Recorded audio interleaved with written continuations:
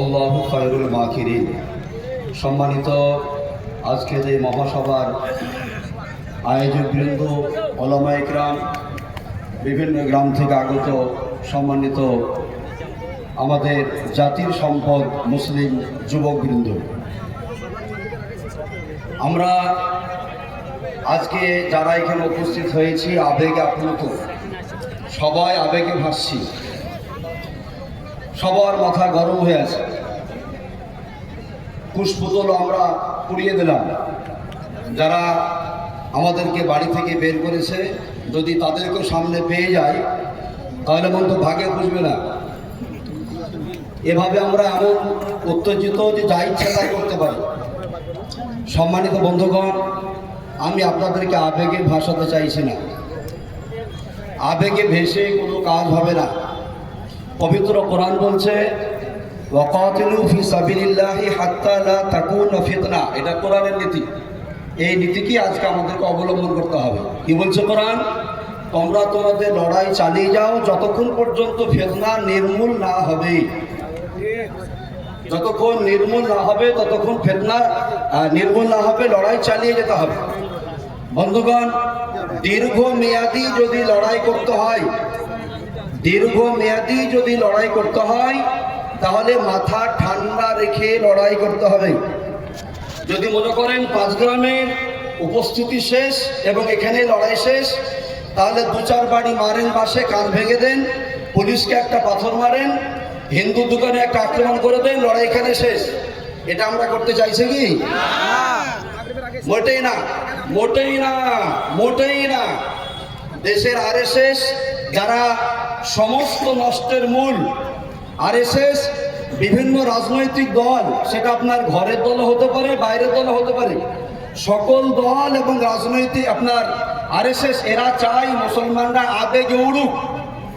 আর আবেগে উড়া পাখি উঠতে উঠতে যখন তার পাখা ভেঙে যাবে, এলে যাবে, তখন জাতি শেষ, যা ইচ্ছা তাই করবো। আবার নতুন ইস্যু আসবে, আবার কিছু পাখি তৈরি হবে, আবার উড়বে। স্বাধীনতার পর থেকে এ পর্যন্ত আমাদের সঙ্গে তাই হয়েছে। কথা বুঝতে পেরেছেন? আমি আপনাদেরকে আবেগে উড়াতে চাইছি না। কতগুলো কথা খুব সহজভাবে অল্প টাইম বোঝাতে চাইব, বোঝার চেষ্টা করবেন, তাহলে আমাদের আন্দোলন দীর্ঘমেয়াদী হবে। আমি আমার বক্তব্য শুরু করছি বাংলার দিলীপ ঘোষের একটি বক্তব্য থেকে। তার নাম সবাই জানছেন? হ্যাঁ, দিলীপ ঘোষ একটি বক্তব্যে বলছে যে ওয়াকফ সংশোধনী বিল এগুলো আমরা মুসলিমদের স্বার্থেই করেছি। আর আপনার মতো কিছু আবেগী মুসলমান যারা টাকাতে বিক্রি হয়ে যায় তাদেরকে সামনে বসিয়েছে, এবার তাদেরকে কনভেন্স করছে। কিভাবে? ও পশ্চিমবাংলার মানুষ, যেহেতু ওর বক্তব্য যে টিএমসি নেতারা পশ্চিমবাংলার যে ওয়াকফ সম্পদগুলো আছে সেগুলো দখল করছে, আর ওই সম্পদ থেকে কোনো ধরনের উপকার পায় না পশ্চিমবাংলার গরিব মুসলমানরা এবং মেয়েরা। তাই আমরা যে বিলটা পাস করছি তাতে শুধু নেতারা না পায়, যেন গরিবরা এবং মেয়েরাও পায়, তার জন্য বিলটা আমরা পাস করেছি। আমরা ঠিক করলাম না ভুল করলাম? এই তো আপনিও ঠিক বলছেন, তো আপনিও ঠিক বলছেন। ওই মাথা মোটা যারা ছিল তারা ঠিকই বলেছে, হ্যাঁ ঠিক করেছেন। আমি আপনাকে খুব ঠান্ডা মাথায় বোঝাতে চাইছি, আবেগে ভাসবেন না, ভালো করে বুঝুন।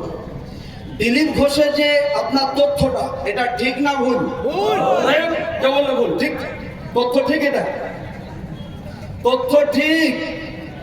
উনি যেমন বলছেন টিএমসির নেতারা খাচ্ছে এখানে, ওপরের নেতারা, কথা ঠিক, ভুল নয়।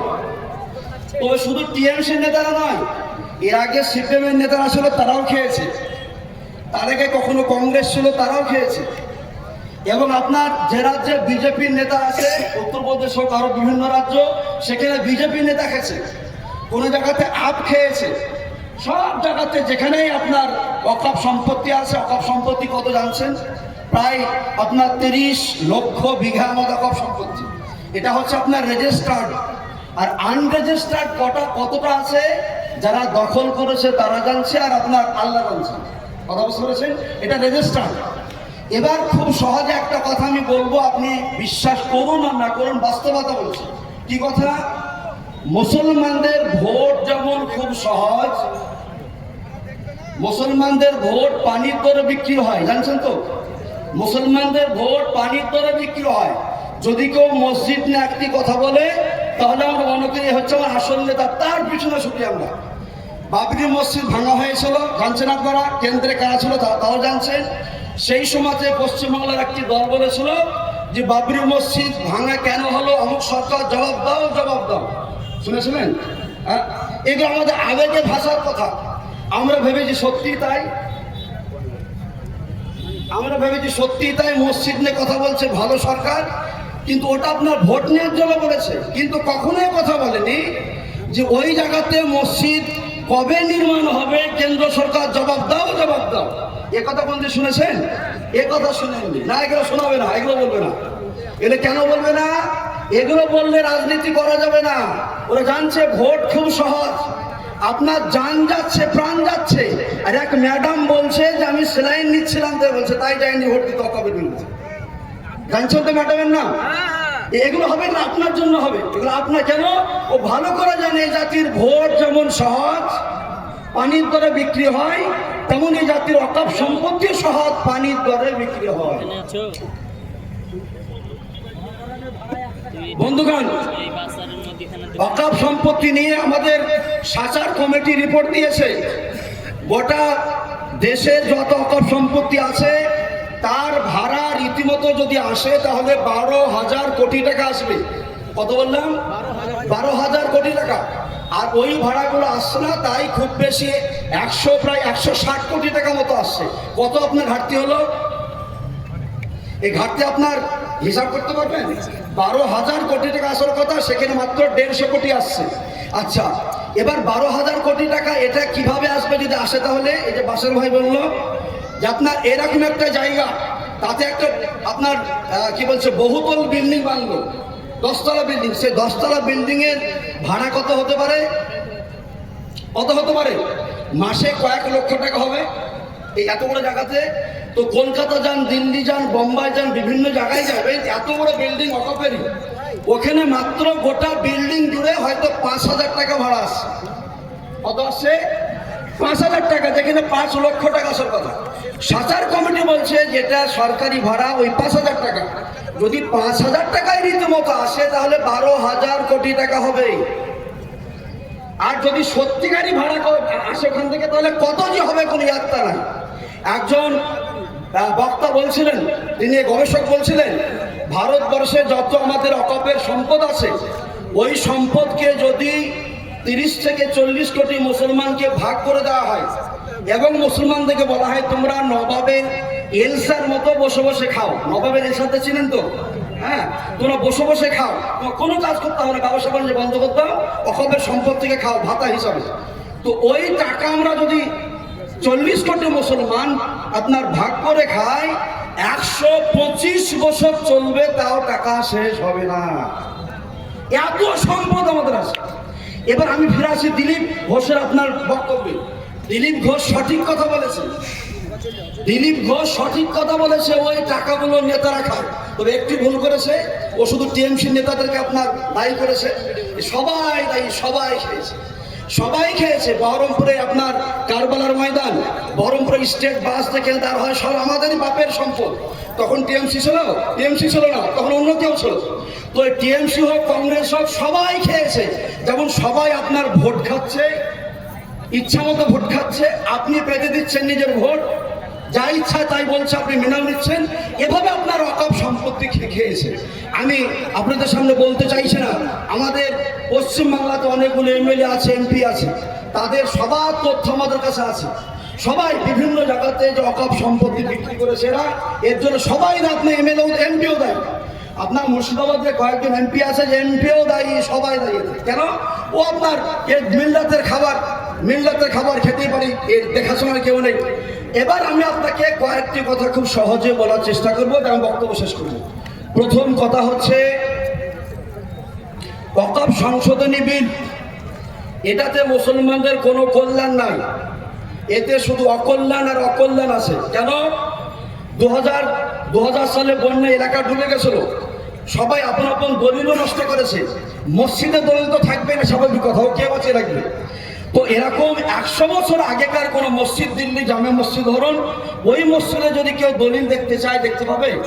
দলিল পাবে না। সরকার ওয়াকফ সংশোধনী বিলের যে একটা আপনার ধারা রেখেছে, তাতে একটা ধারা আছে যে যদি কেউ দাবি করে যে এই জায়গাটা আমার, ওয়াকফের মাল, ওয়াকফের সম্পত্তি, এই জায়গাটা আমার, তাহলে ওয়াকফ বোর্ডকে বলা হবে তুমি তোমার দলিলপত্র পেশ করো, আর তোমাকে 12 বছর টাইম দেওয়া হলো।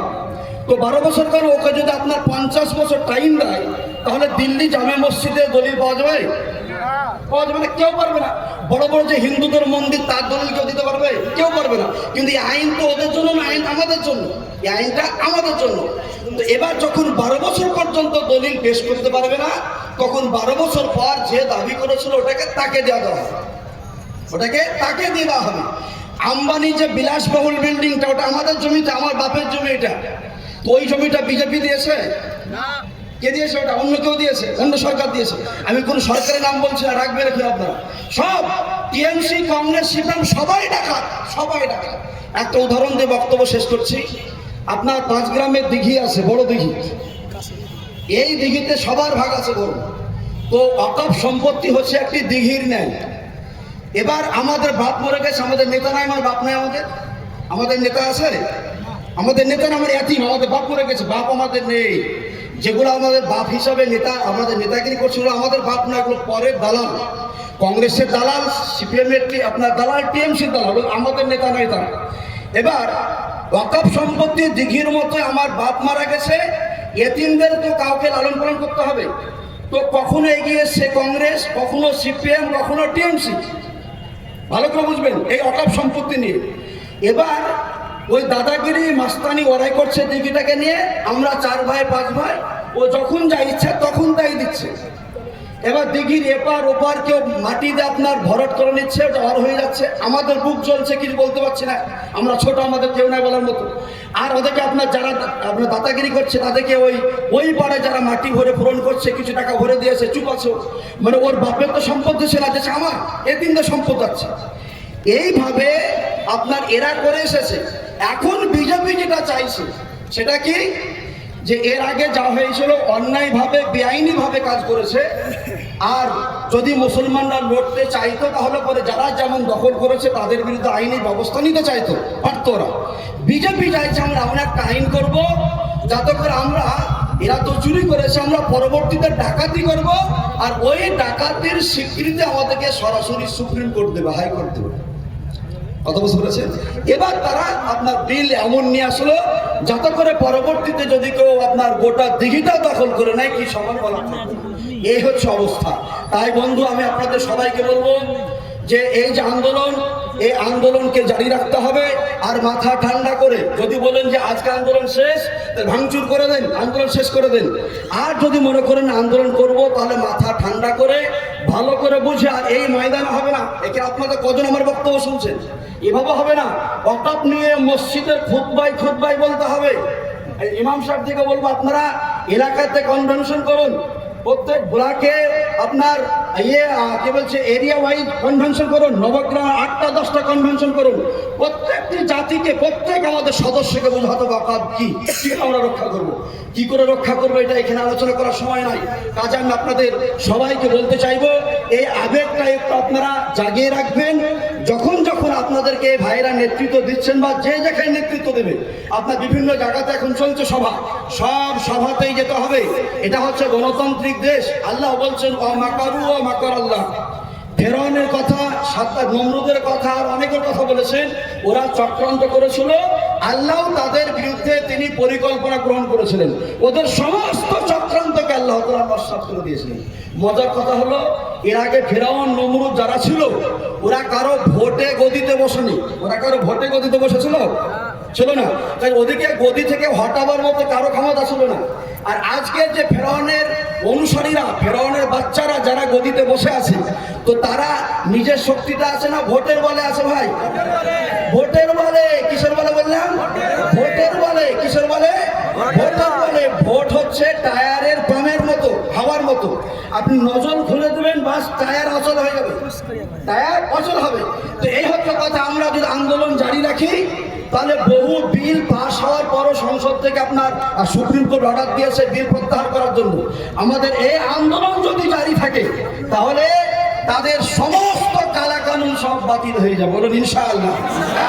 তাদের আমরা চাকার টায়ারের পাম্পকে বের করে দিতে পারবো। এটা ভোটের দেশ, এটা ভোটের যুগ। এটা ফেরাউনের চাইতে এরা বড় নয়। আল্লাহ বলছেন ফেরাউনকে ধ্বংস করেছি, ফেরাউনকে ধ্বংস করেছি। এরা হচ্ছে তাদের শিষ্য, এদের বেশি বাহাদুরি চলবে না। আসছে সামনের দিন আসছে, আমরা শুধু এক হয় নাই, সবাই খেপেছে, সবাই খেপেছে। অন্যায় অত্যাচার সহ্য হয় না। মসজিদে আক্রমণ করেছিল, এখন আপনার আক্রমণ করছে কোথায়? গির্জা ঘরে, দেখেছেন তো গির্জা ঘরে আক্রমণ। খেপছে সবাই, বহির্বিশ্ব খেপছে। শুধু একটা আপনি খেপুন, আপনি খেপুন, তবে মাথা ঠান্ডা রেখে, মাথা ঠান্ডা রেখে খেপুন। তাহলে আপনার এই যে বিজয়, বিজয় নিশ্চিত, ইনশাল্লাহ আমরা বিজয় পাবো। এদেশ আমাদের, এদেশ আমরা তৈরি করেছি, আমাদের বাবাদের দেশ, আমরা সাজিয়েছি দেশকে, কাজে আমাদের হাত থেকে ছিনিয়ে নিতে পারবে না। শুধু আপনার সাহসিকতা দরকার। শেষে বেলা একটা কথা বলবো যে এই আন্দোলন যেন রাজনৈতিক নেতারা লুফে নিতে না পারে। এটা ভালো করে মাথায় রাখবেন, ভালো করে মাথায় রাখবেন। এই আন্দোলন রাজনৈতিক নেতারা লুফে নিতে না পারে। সবসময় মাথায় রাখবেন, ভোট আপনার, দল আপনার, কিন্তু মিল্লাত আপনার। ভোট দল করুন, মিল্লাতের জন্য সবাইকে ঝাঁপিয়ে পড়তে হবে। আজ খুব খুশি লাগছে, আহলে হাদিস, দেওবন্দি, বিরোধী সবাই এসেছে। এইভাবে আমাদের প্রয়াস প্রচেষ্টা চালিয়ে যেতে হবে। আল্লাহর কাছে দোয়া করি, আল্লাহ যারা আমাদের দেশকে অশান্ত করার জন্য দিবারাত্রি ষড়যন্ত্র করে যাচ্ছে, তুমি প্রথমত তাদেরকে হেদায়েত দান করো, তাদেরকে হেদায়েত দান করো। তারা যদি হেদায়েত না হয়, তো নমরুদ ফেরাউনের যে তুমি পরিণাম করেছিলে সেই পরিণাম তাদের করো। আখির দাওয়ানা আলহামদুলিল্লাহি রাব্বিল আলামিন। আসসালামু আলাইকুম ওয়া রাহমাতুল্লাহি। মাশাআল্লাহ।